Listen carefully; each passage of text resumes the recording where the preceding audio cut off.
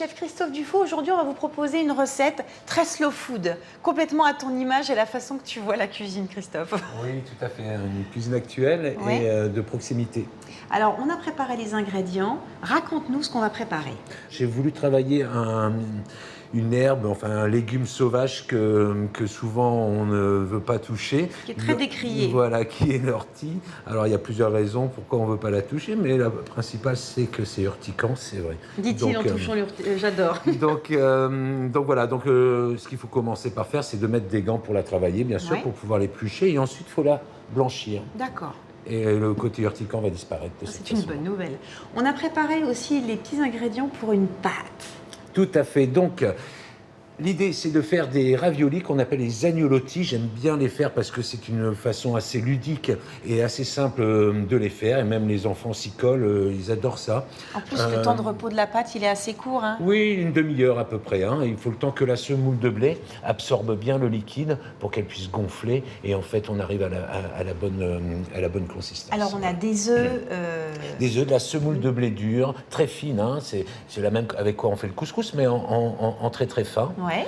On a de la farine italienne qu'on appelle la Tipo 00. Ouais. C'est la farine à pâte En Italie. en Italie, voilà. Et tu rajoutes le sel, non, ça c'est pour la farce, Et parce que après. c'est très important, et ça je vais y venir tout de suite après.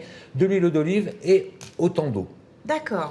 Donc, pas de sel pour Pas cette de pâte. sel, non, mais dans toutes les pâtes à pâte, on ne met pas de sel. On met le sel dans l'eau pour la cuisson. D'accord. Parce que le sel va faire que ça va oxyder et rendre ta pâte grise au bout de quelques heures déjà.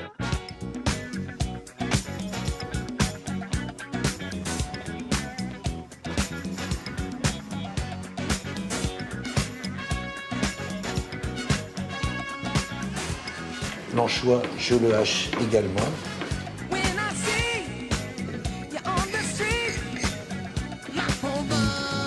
Donc, ça, c'est de la pomme de terre.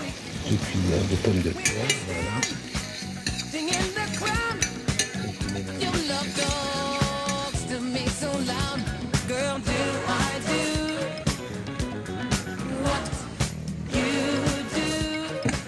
Alors, on a fait une bande bien large, la largeur de la machine, pour pas faire de perte, et on va la couper au milieu pour faire, en fin de compte, Des petites ravioles.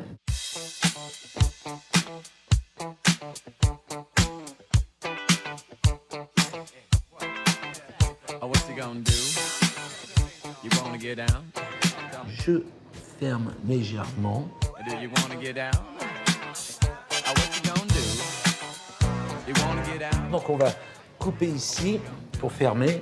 On va fermer là aussi. D'accord? Et Ouais. ensuite, entre chaque, on passe, Ah ouais. on passe, on passe. Come on and get